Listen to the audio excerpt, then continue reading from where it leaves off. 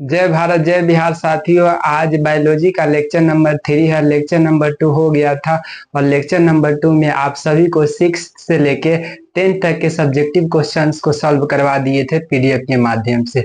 आज आप सभी को मैं 11 से लेके 14 तक के सब्जेक्टिव क्वेश्चंस को पीडीएफ के माध्यम से सॉल्व करवाने वाला हूँ। तो चलिए शुरू करते हैं बिना टाइम व्यतीत किए हुए।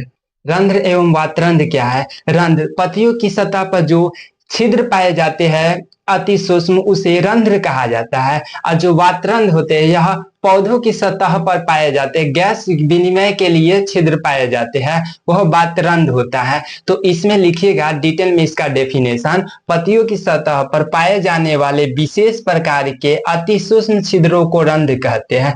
पौधों के तनों की छाल पर गैस विनिमय के लिए पाए जाने वाले छिद्रों को वातरंध्र कहते हैं। 12वां नंबर क्वेश्चन है, पौधों में जल एवं खनिज लवणों के संवहन के लिए कौन सा ऊतक उत्तरदायी होते हैं?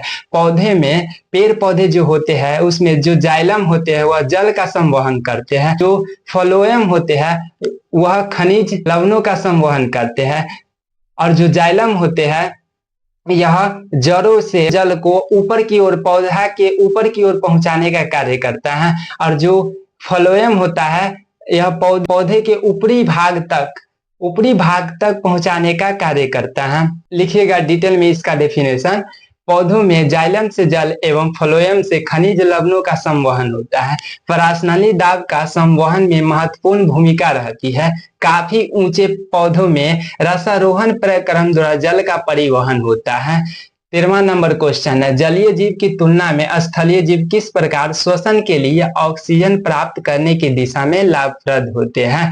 तो जो जलीय जीव क्या होता है, सबसे पहले समझते हैं जलीय जीव क्या होता है और स्थलीय जीव क्या होता है। जो जलीय जीव होता है, जो जीव जल में रहते हैं उसे जलीय जीव कहा जाता है, और जो जीव स्थल पे रहते हैं उसे स्थलीय जीव कहा जाता है। जो जलीय जीव होते हैं वो हम जल में जो घुली हुई ऑक्सीजन होते हैं उस ऑक्सीजन का उपयोग श्वसन क्रिया में करते हैं, और जो स्थलीय जीव होते हैं वायु में जो ऑक्सीजन घुली हुई होती है उसका उपयोग श्वसन क्रिया में करते हैं। तो इसका डेफिनेशन लिखिएगा डिटेल में। जलीय जीव जल में घुली हुई ऑक्सीजन का श्वसन में उपयोग करते हैं। जल में घुली हुई ऑक्सीजन की मात्रा वायु में उपस्थित ऑक्सीजन से बहुत कम है, इसलिए जलीय जीवों के श्वसन की दर स्थलीय जीवों की अपेक्षा अधिक होती है। मछलियां अपने मुख के द्वारा जल लेती है और बलपूर्वक इसे कोलोन तक पहुंचाती है। वह जल में घुली हुई ऑक्सीजन को रुधिर प्राप्त कर लेता है।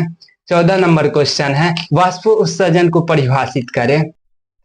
जो पेड़ पौधे होते हैं वह एक निश्चित समय आने पर वाष्प उत्सर्जित करते हैं। जो जाइलम होते हैं पेड़ पौधों में वह जल का संवहन करते हैं, और जो फ्लोएम होते हैं यह ऊपरी भाग में, पौधों के ऊपरी भाग में जैसे पत्तियां हो गया इस समय पहुंचाने का कार्य करता है। जो पेड़ पौधे में जो पत्तियां होती है उसमें वाष्प का उत्सर्जन होता है, और जो पत्तियां में वाष्प का उत्सर्जन होता है उसे ही वाष्प उत्सर्जन कहा जाता है। तो इसका डिटेल में स्टेटमेंट लिखिएगा।